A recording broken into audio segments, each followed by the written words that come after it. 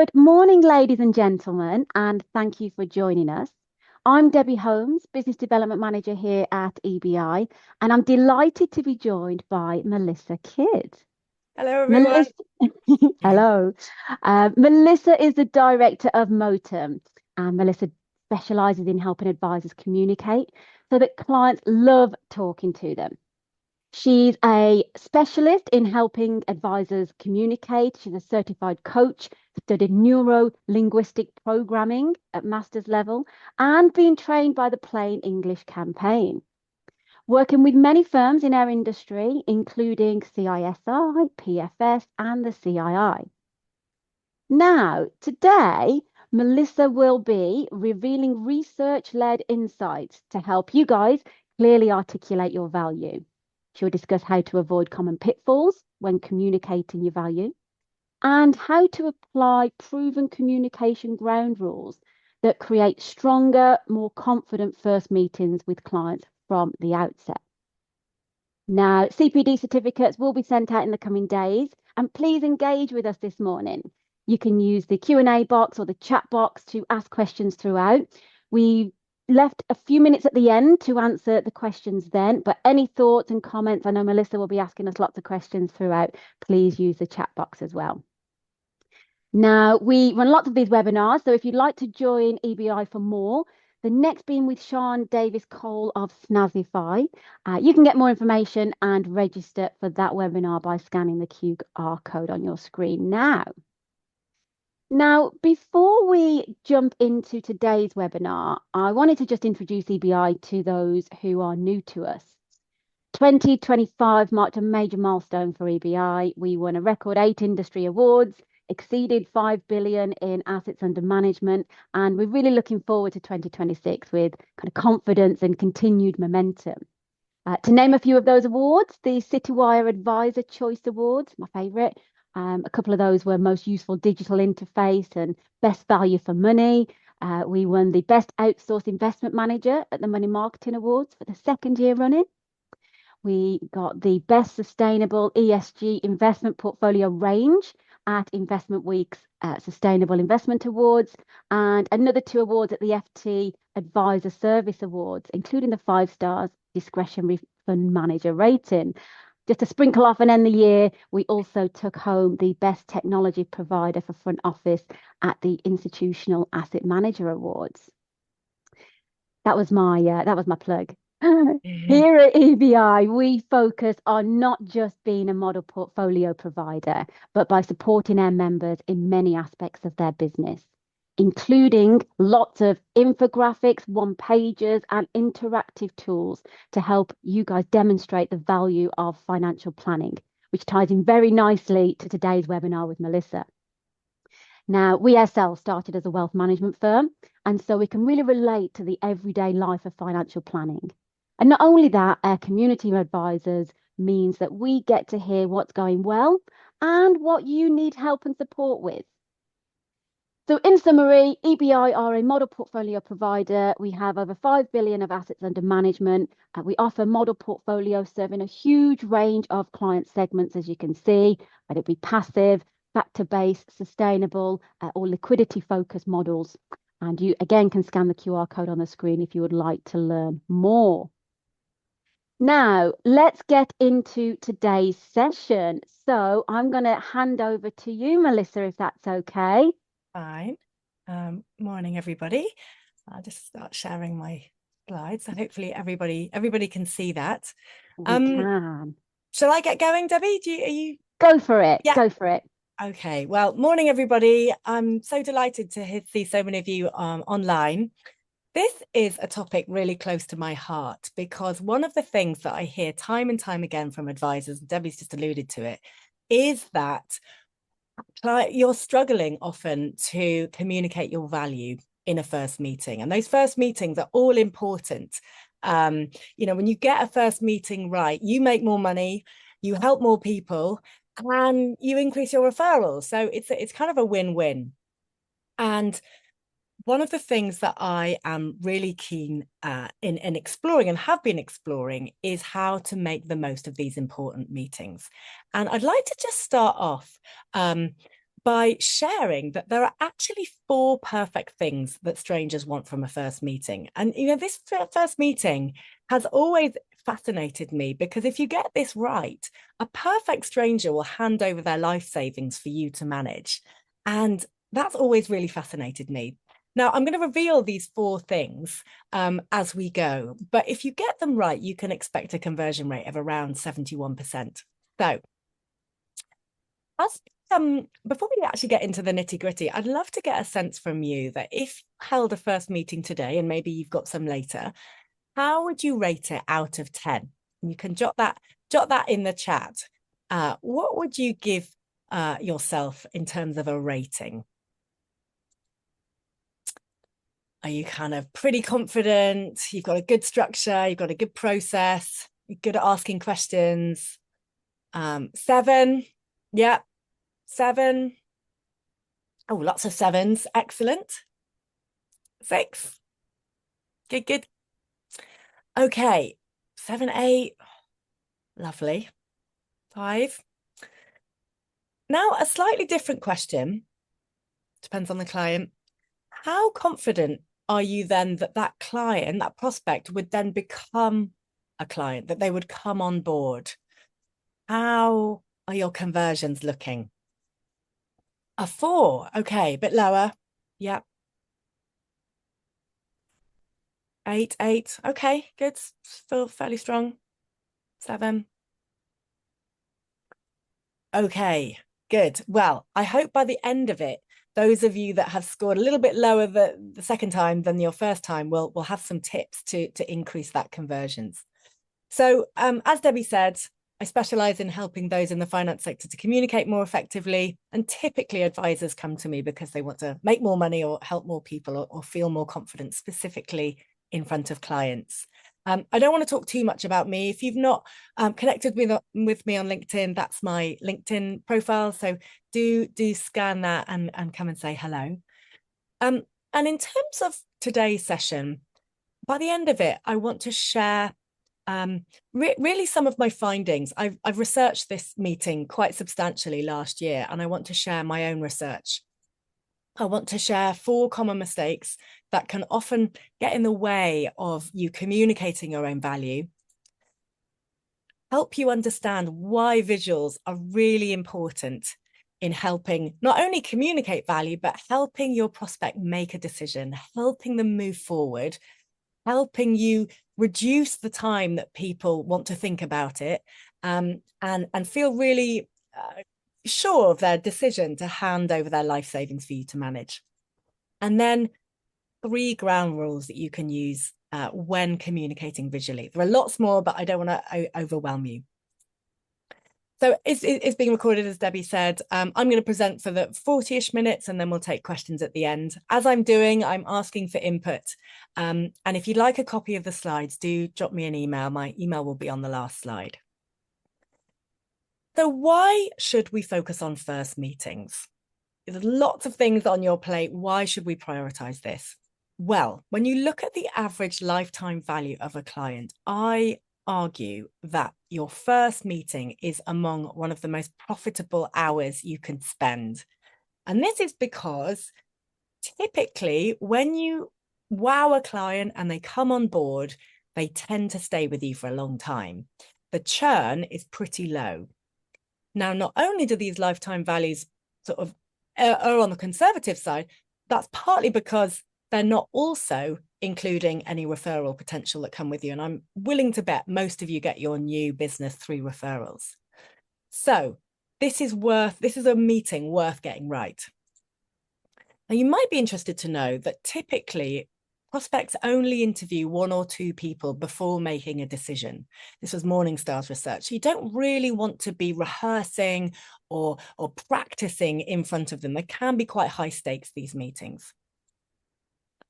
And thirdly, of course, is this advice gap. There are so many people out there that need advice, and this advice gap isn't getting any smaller.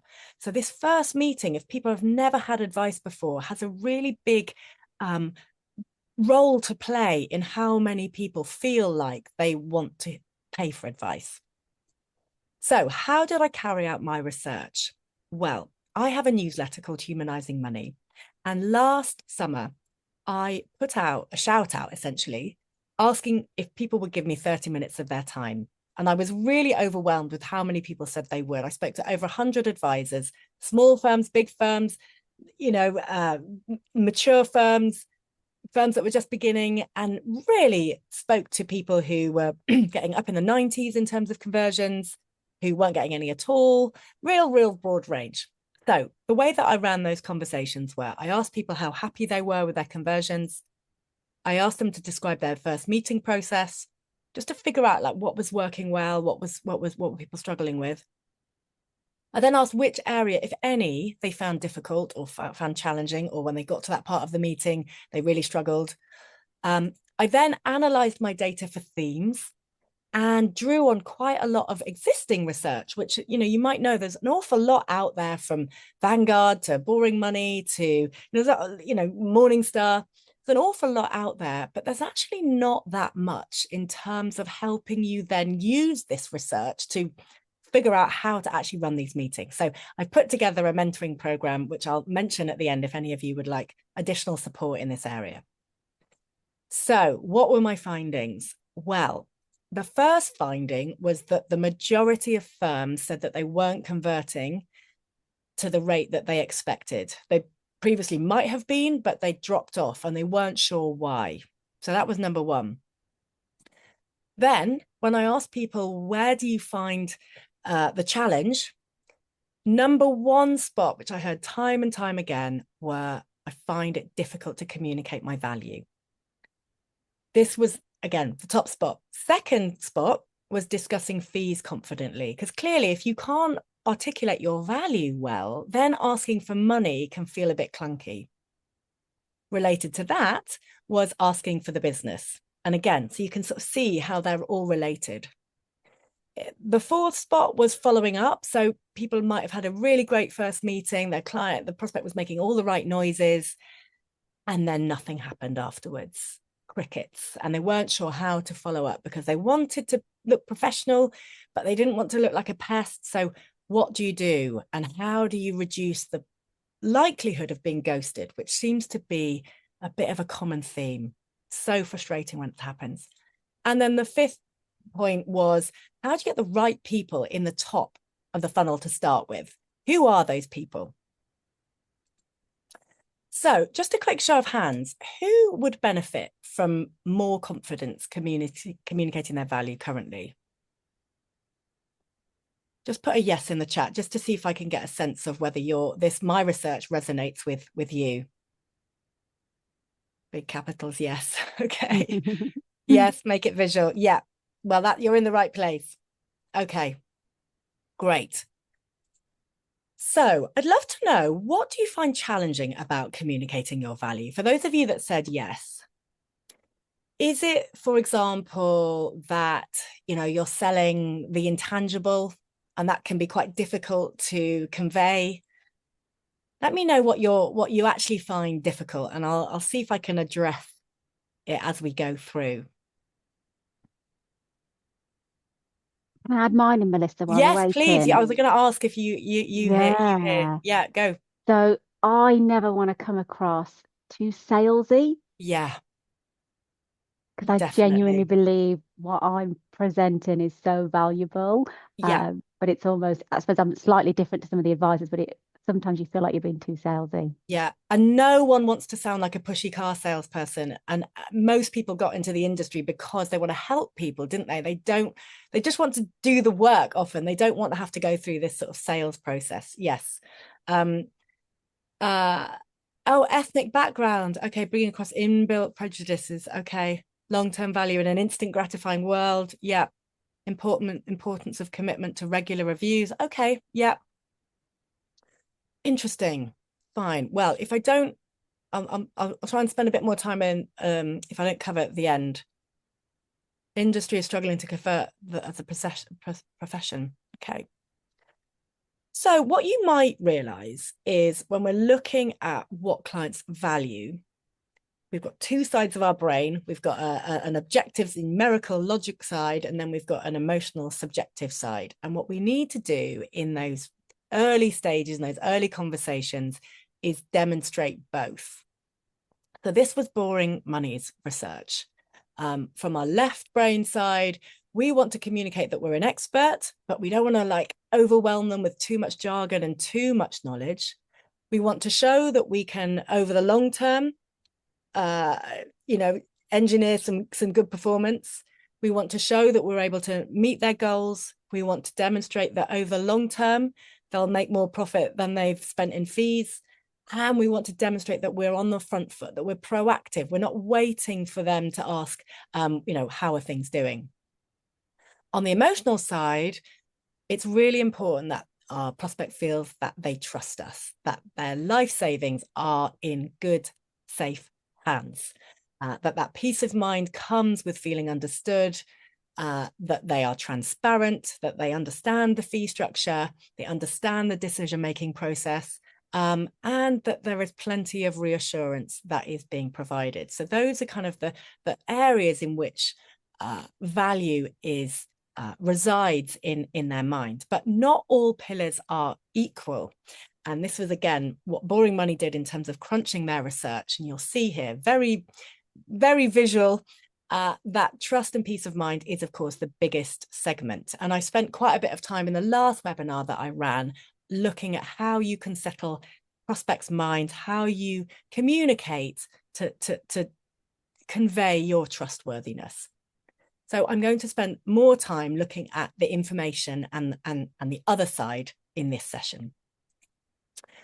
But there are 4 common mistakes that I often see being made when it comes to communicating value. So the first one is that we don't necessarily believe in the value that we bring.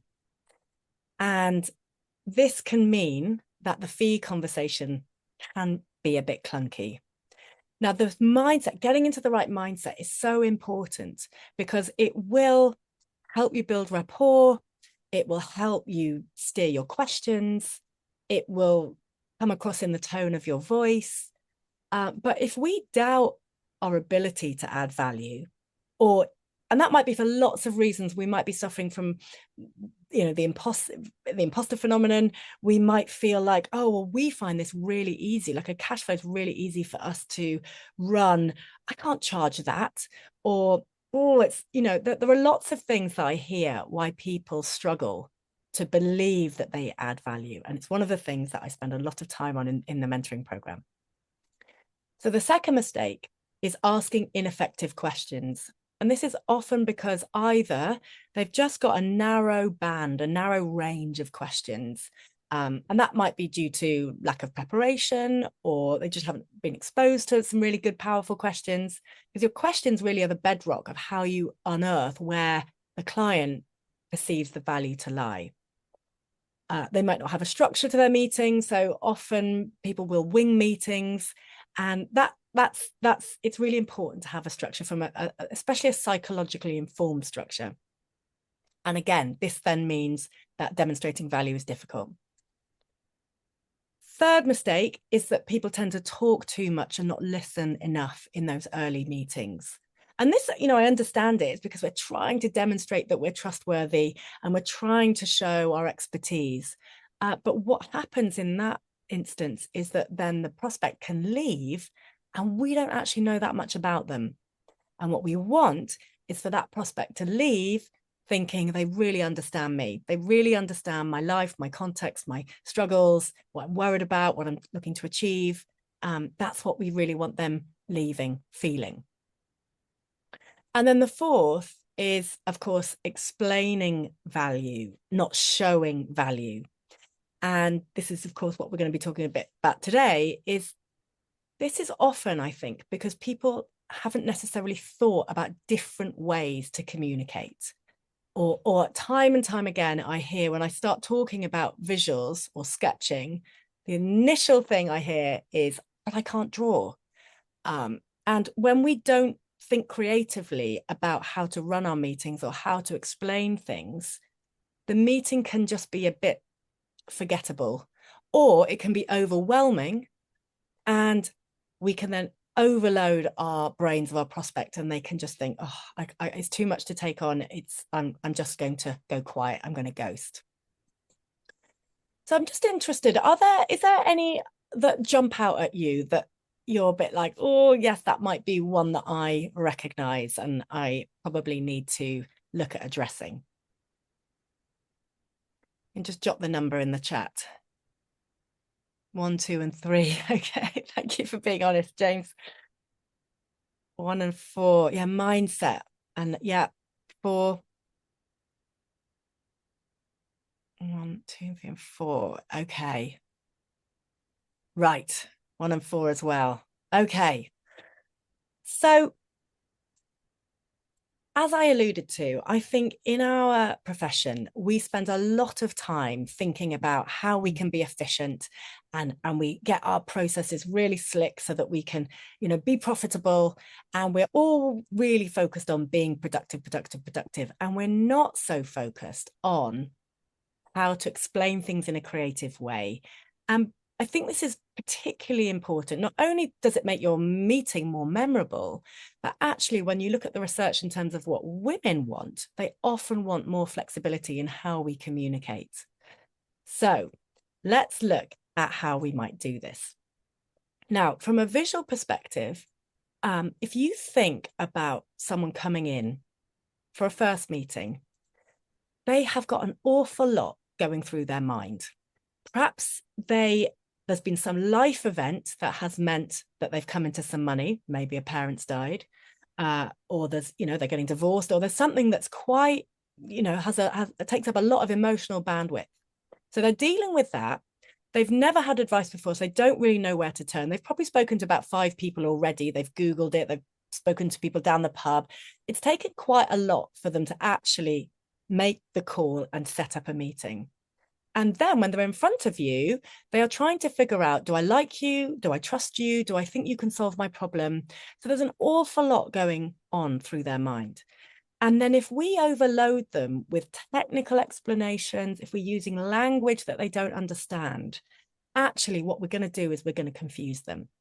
Not only that, if we're then not clear on how we charge, which is very, very common, we're trying to give people options. And, if we do a cash flow, then I don't necessarily need to charge you the full amount.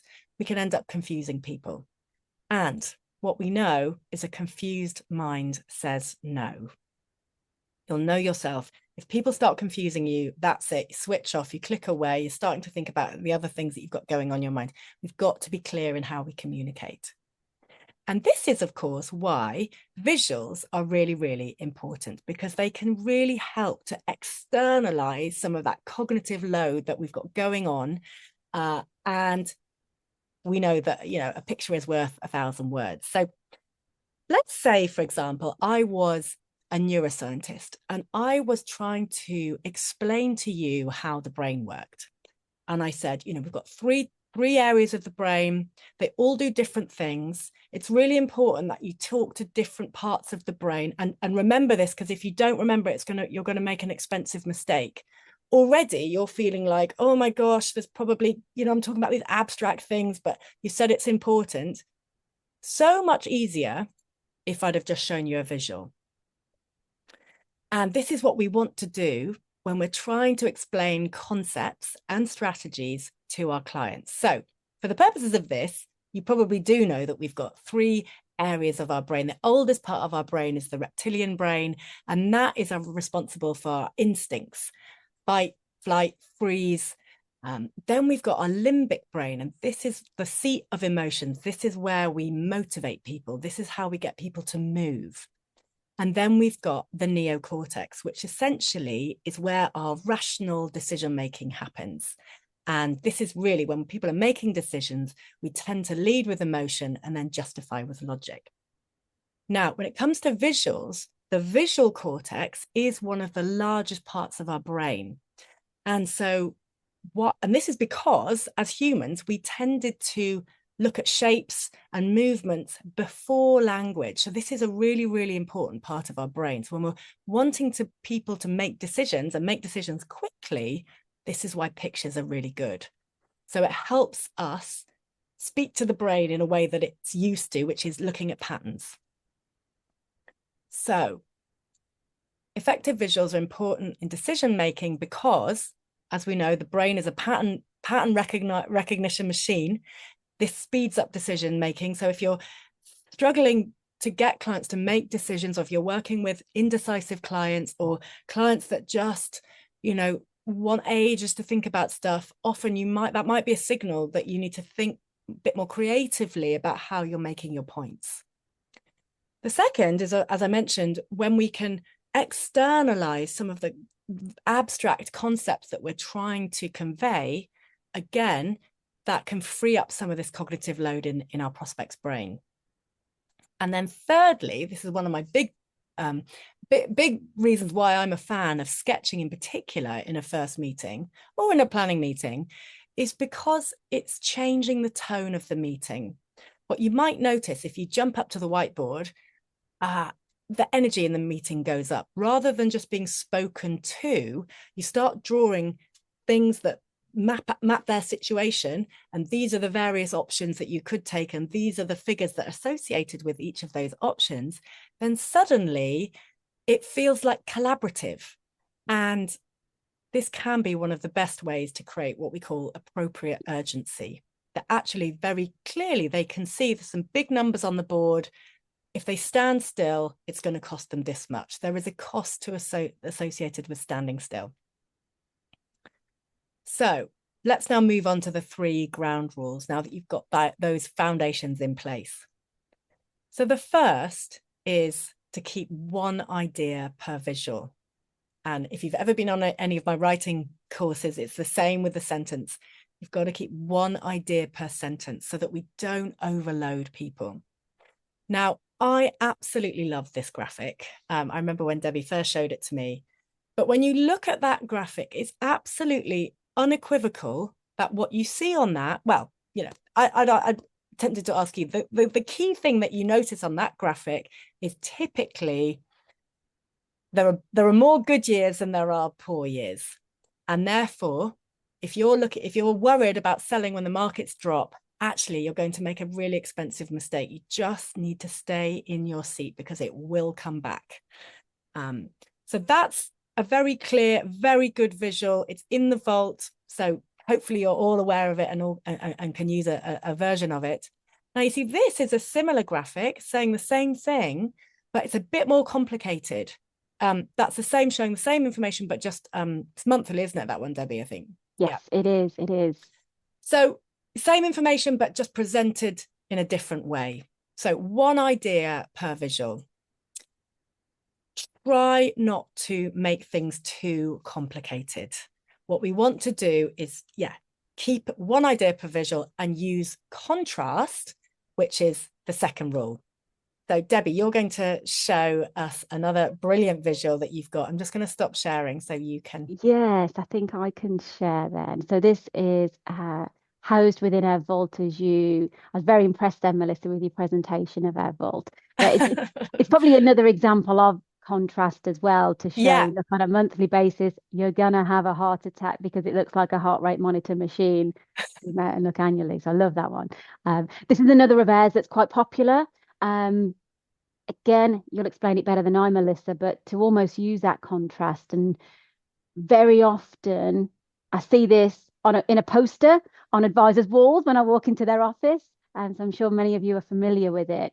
And we call this the randomness of returns chart. And it's designed to really tell a story, as with all of our kind of tools and resources.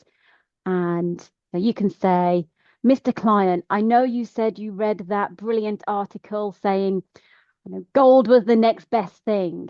But what I want you to do is just take a step back.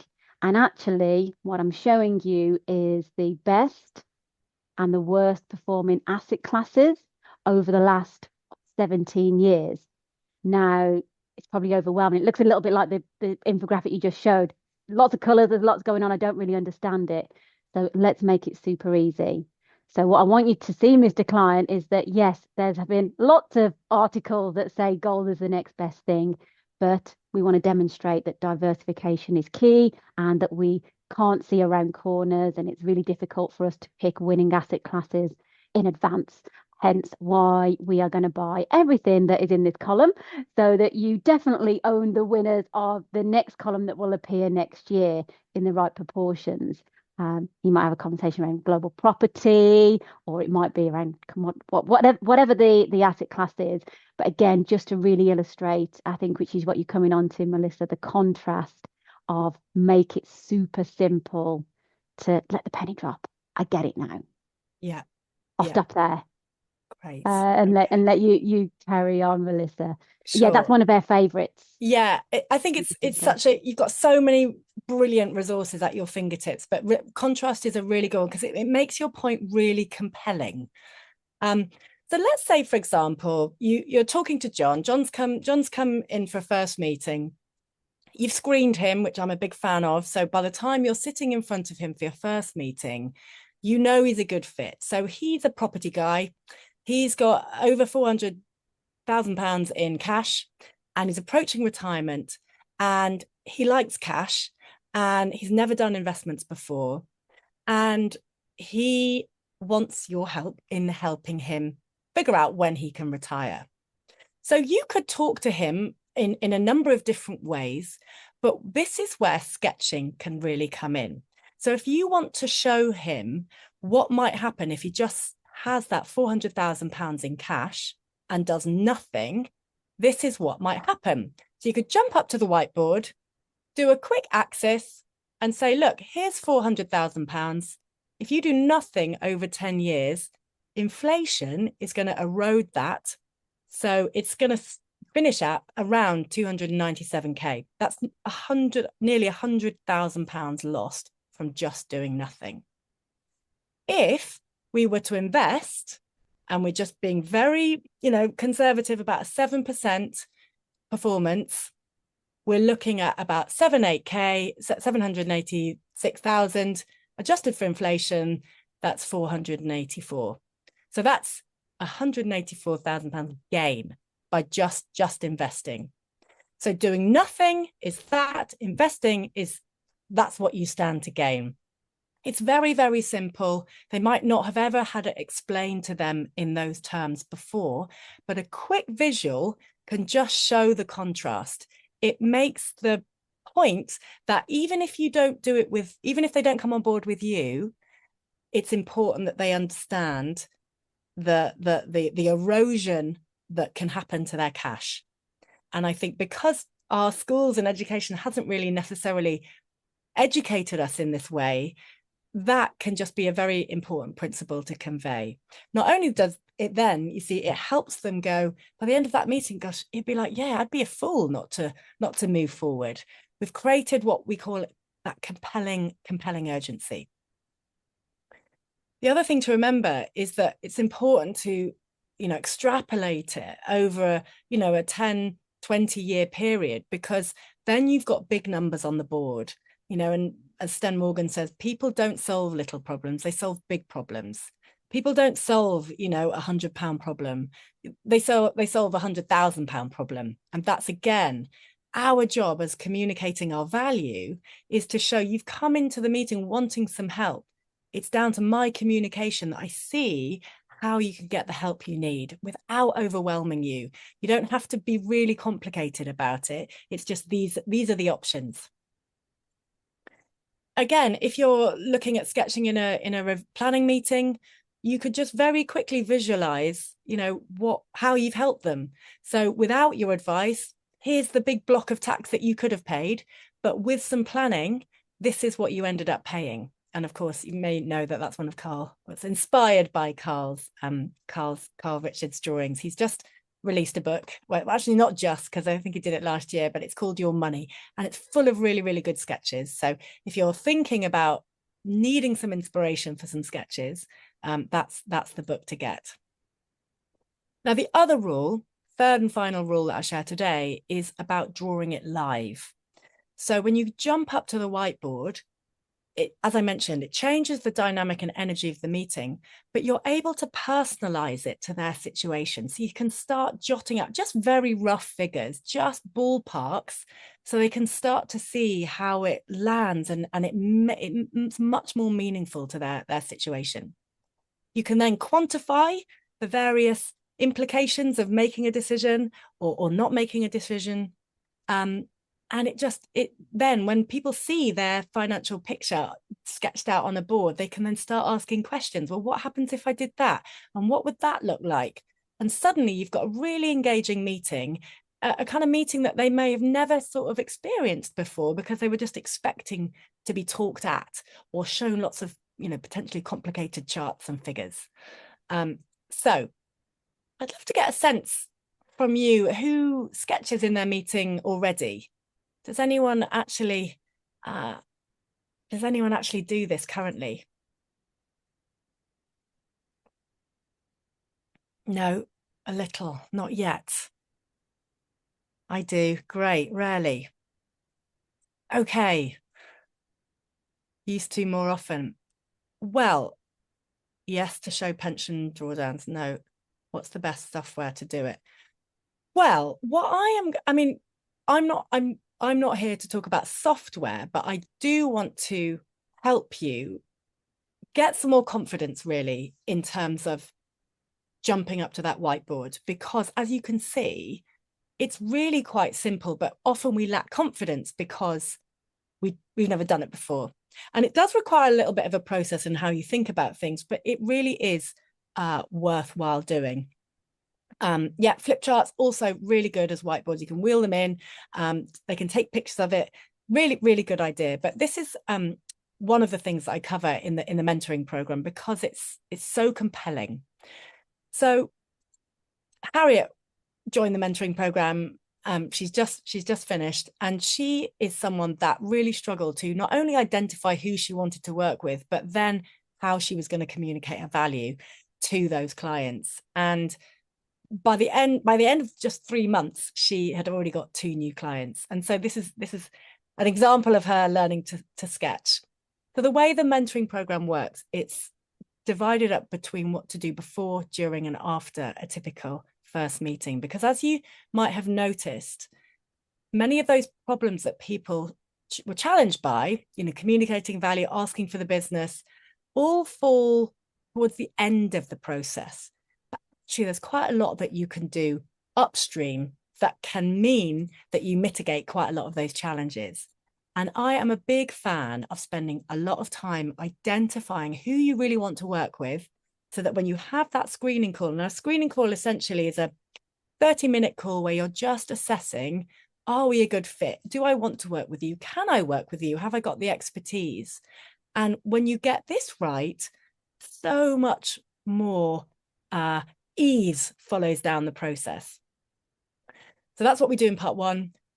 And it really makes quite a difference. A lot of your questioning needs to be refined at this point. A lot of us will ask, because we got into the industry to help people, as soon as we hear a technical question, we can dive in and want to try and solve it, because we generally often want to give people, we want to help people. But what we're not doing is creating this curiosity gap. And what we want to do is demonstrate artfully that we've got the expertise without solving the problem up front. So yeah, lots of good questions to ask at that stage. Then we move on to the actual meeting itself, where we're really looking at particularly communicating value, discussing fees, asking for the business, how you manage expectations, how you make sure you get into that right mindset, because as you mentioned, some of you, that's one of the things that you struggled with. All of it comes with plenty of scripts and samples and questions. And then what to do after the meeting. So often, if people haven't got a slick process, they can have a really good first meeting and then lose a bit of momentum after the meeting because their process isn't quite refined enough. And unfortunately, this is where the dreaded ghosting can come in. I'd just be interested to know, is ghosting a challenge for any of you on the call, or is it something that actually you're not necessarily experiencing? I keep seeing things on LinkedIn saying, was it something I said, or they were making all the right noises? Yes, too many times. Okay. It has. Yeah, it's so frustrating, isn't it? Because you feel like you're doing the right thing, you've put quite a lot of effort in, and then you hear absolutely nothing. Often, as I mentioned, it can be down to the process, but when we've got a psychologically informed way of actually presenting the request or the information, actually what we're seeing is we're getting much quicker responses. And Charlotte's firm, as an example, have been really struggling to get hold of one of their important clients, and I just showed her a different way to ask the question, and they got a response the next day, which was super pleasing. So how will you get quick results? Well, the program is designed so you've got self-paced modules, so you can just work through things at your own time. But then we have fortnightly Q&As where we're really rehearsing, we're practicing, we're reflecting on meetings that have gone. And then we have 2 face-to-face training days where you're really doing lots of role play and practicing at the board and getting lots of support. So at the beginning, I said that there were 4 things that Perfect Strangers wanted from a first meeting. And if you can deliver them, you can look to be getting a conversion rate of around 71%. So what are those 4 things? Well, prospects who couldn't have felt more comfortable being open and had an in-depth discussion on their motivations. And that's really what we touched on last time in the webinar that I ran. I think that's still in the vault, so go and look that up if you want some help in that. But also couldn't have been clearer on how the advisor would help, and learnt a lot. So this is where visuals can be so powerful, is that helping them to learn stuff, not too much, don't overwhelm them, but just enough for them to see, yeah, working with you is the next logical step. That's what we want. We don't want to be pushy. We don't want to be sort of too helpful and give them everything. We just want to demonstrate that working with you is the next logical step. And when you get that right, that's when your conversions can really increase. So hopefully you can now see that this meeting is one of the most profitable that you can run. And as a result, the skills that you've got and the process that you have to run these meetings is really among the most valuable skills that you can develop. And of course, for your prospects, it's one of the most life-changing meetings that they can have when they've got a really good financial advisor in their corner that's helping them cut through the noise, that's helping them stay in their seat, helping them not make those expensive mistakes. You know, it really is life-changing, as I'm sure you know, but this is partly why you need to get into the right mindset and keep those success stories front and center.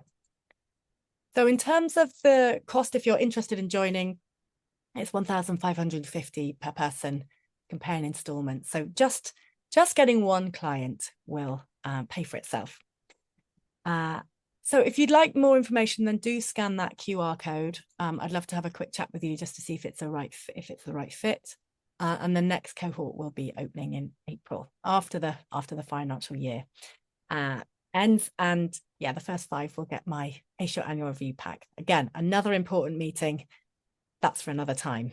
So just recap the key points to lodge them in your mind. The findings from my research indicated that many firms were struggling with conversions, and the areas that people struggled with were communicating their value, discussing fees confidently, asking for the business, following up, and then attracting the right people in the first place. So you can see that the mentoring program is going to address all of those. When people are communicating their value, often they make 4 mistakes. Either they're not convinced of the value that they bring, and that can be for lots of different reasons. Their questions aren't doing the job that they need to. They need to be asking more effective questions to demonstrate their value. They're talking too much and not listening enough, and they're telling, not showing. Visuals are really important. I hope I've sort of switched you on to why they really do make a difference and really do speed up decision making. They speak to the part of our brain that is really well developed in terms of pattern recognition and is able to absorb information really easily. They can create appropriate urgency without sounding pushy. It's just, here are the facts. And then those 3 rules for effective visual communication: keep one idea, use contrast, and draw it live if you can. So that could all be summed up with show, don't tell. So Debbie, do we have any questions? I'll just put that QR code up Oh, in case. fantastic, Melissa. And I think everything that you've said has been so, I'm certainly inspired to draw more sketches and Great. to definitely use visuals even more so. Um, I think I'm just waiting for some of the questions to finish coming in. But yeah, we had a chat before we went live, didn't we, about kind of Craig Burgess, EBI's founder, and how he was a wealth manager first, and something he was so passionate about. And I've seen a few familiar names on the chat today who know Craig, passionate about bringing to life that client meeting. And an engaged client is a happy client, and you can really work with them. So I love that. Show, don't tell. And yeah, anybody who knows EBI knows that that's a very big theme for us in terms of clients don't want to know about factor investing. They want to know that they're going to be okay and they're Yeah. going to be able to retire when they want to retire. Um, Yeah. so please send in your questions. And we've got a few come through. Are you ready, Melissa? Shall I fire Yeah. them at Yeah. you? Sure. Okay, so here's a good question. How many effective questions would you prepare to ask in your first meeting? Well, I mean, yeah, it's very difficult to give a specific number because it will really depend on where the client is and how ready they are. But if you think about the job of a first meeting, you think about the purpose of the first meeting, it's really about does the person like and trust you and feel like you've got the skills to help them solve their problem. And I think it's not really about a number of questions. It's has that question done a job in communicating your value. So one of the often, as an example, in the screening step, when people come in and they say, you know, I've got all these pensions in different places and I'm using my tapered allowance, and you know, it can be very easy for you as an advisor to go, well, why on earth do they need help from me? It sounds like they've really got all of this sorted. So an effective question at that point would be, sounds like you know what you're doing and you're, you know, really accomplished in managing your finances. What are you looking for from me in this relationship? And you get the client to tell you what they're looking for. And that's, you know, so that's an example of where often people might think, oh gosh, I don't think I can help. It sounds like you've really got it all figured out. But actually, we don't know where the client is perceiving value at that stage. So it's more about quality rather than qualitative. You've got to think about what's the job. The job of a screening call is to assess fit, and the job of a first meeting is to demonstrate value and hopefully bring them on board. So that's going to, you know, occur in different ways. I noticed actually, Melissa, on one of your bits of feedback that the human advisor said, I managed to ask big questions and not jump into solution mode too quickly. Yeah. I think that's a big learn.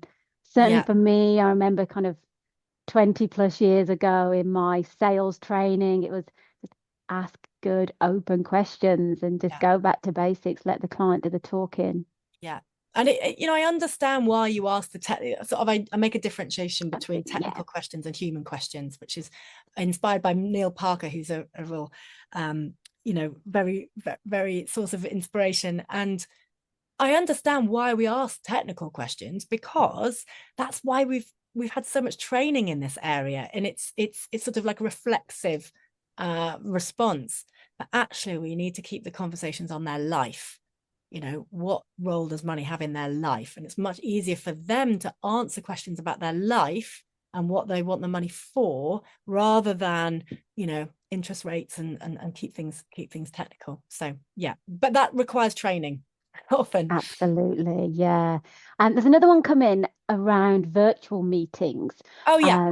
In essence, look, we all know that lots, as we are here today, lots of our meetings are now virtual. And I've got Yeah. kind of an answer, Melissa. EBI's Vault helps you to bring to life some of those stories and some of those kind of visuals. But have you got any kind of hints and tips for virtual meetings? Definitely. I mean, you can see, just to be clear, I am no artist, those sketches that I did, you can do them on whiteboards, and both Teams and Zoom have a whiteboard function.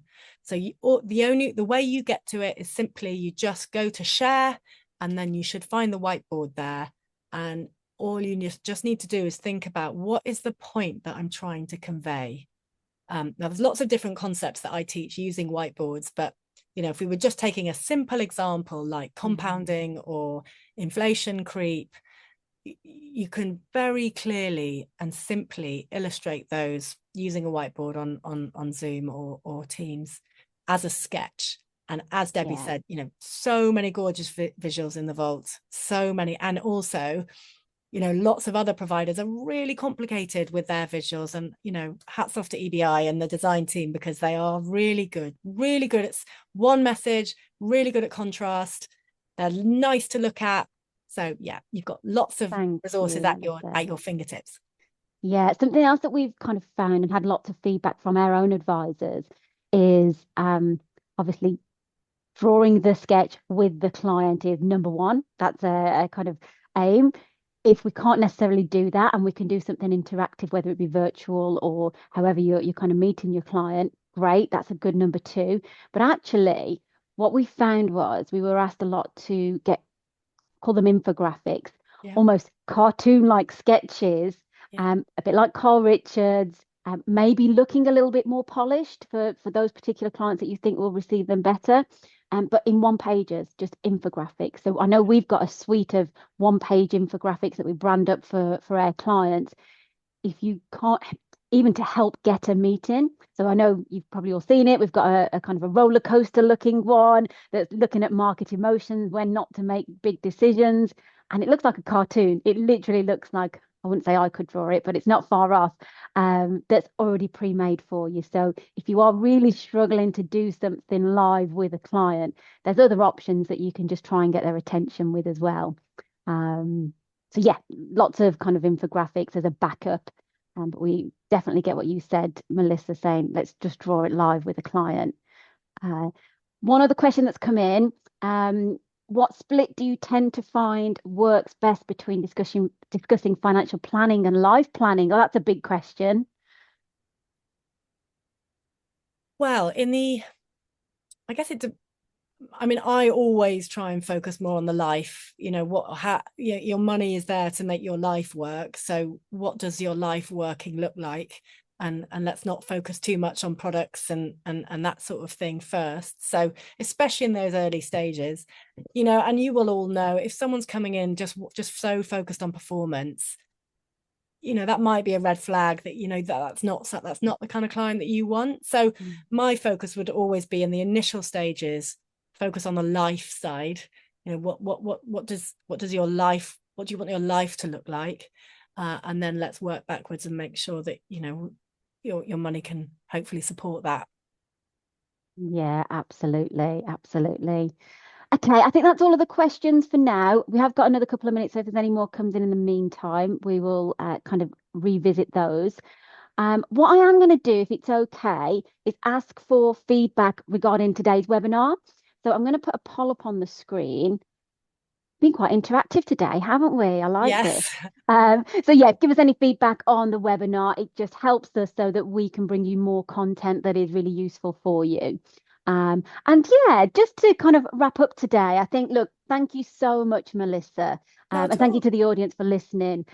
If anybody does want a copy of the slides, or if you have any further questions for Melissa, please contact her directly. Details are on the screen now. And yeah, I'm really confident that every person who's been on this call today will have better conversations, be asking better questions, and maybe be sketching a little bit more after the insights that you've given us, Melissa. But any kind of closing thoughts from yourself? I guess, yeah, just remember that if you're worried about sketching, just think about, what is the objective? What are you trying to communicate with your client? Is it that you want them to make a decision, or is it that you're wanting them to be sort of more bought into the direction that you're taking them in? Like, why diversification? Just think about, what is the message that you're trying to deliver, and then try and think of creative ways that you can explain it. So it might be stories, it might be using metaphors. I've talked about sketching and visuals today, but there's lots of different ways that you can bring the information alive. And that way you're going to make your meeting much more memorable. Hopefully your prospects or your clients will be going like, I've never had a meeting like that before. It was really engaging and interesting. And yeah, then your referrals go up. So yeah, I think that's why I showed that picture at the beginning of so focused on being productive. And we really need to spend a bit more time thinking about being creative and improving the client experience, because that's what they'll remember. Absolutely, Melissa. And we can't forget to invest in ourselves as well, so that we can kind of become better at portraying lots of those things that you've talked about today. So yes, I've spoken to a few people who've been on your cohort, Melissa, and absolutely cannot recommend it enough. So fantastic. Again, I think I've just seen a note come in. If you want a copy of the slides, please contact Melissa at motum.co.uk. And thank you all for your feedback. Very much appreciated. Any questions, please get in touch. Thank you all, and thank you. Thank you to you, Melissa. Thank you. Take care.